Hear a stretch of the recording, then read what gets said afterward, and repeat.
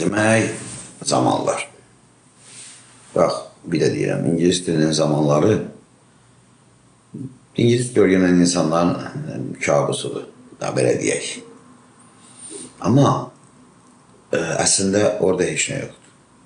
12 dənə zamandır cəmsi. O 12 zamanın 12 zamanda əsas 3 dənə zaman var da, indiki keçmiş gələcək, düzdür.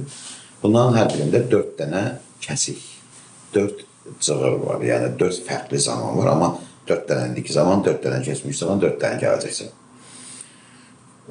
Bizdən fərqli olaraq İngilislər zaman və hərəkət anlayışını ayırırlar.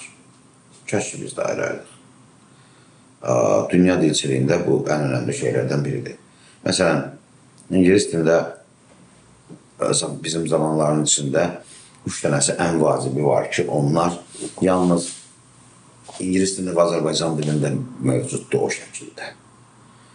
Bu çox önəmli məsələdir ki, niyə görə məhz bizdə və onlarda eyni şəkildədir bu? Deyək, qapını bağladım, bağlamışam, bağlamışdım. Bunu nə rusca deyə bilərsən, nə almanca deyə bilərsən bu qaydada. Yəni, bağladım, bağlamışam, bağlamışdım. Bağlamış olacağım da var gələcək zamanda.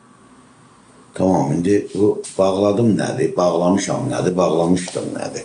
Bunu dərk edə bilən öz doğma dilində İngiliscə də başa düşəcək. Təəssüflər olsun ki, Azərbaycan əhalisinin 10 milyonun 9,5 milyonu bunu dərk eləmir. İşlədir sadəcə var. Amma bağladımla bağlamışamın fərqi və yaxud da bağlamışdımın fərqini hər adam gəlib mənə izah edə bilməz. Tamam.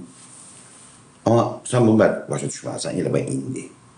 İndi mənə 12 dənə zamanı deyil, mənim kimi, ondan sonra biz də başlayaq onu səndən xırdalamağa.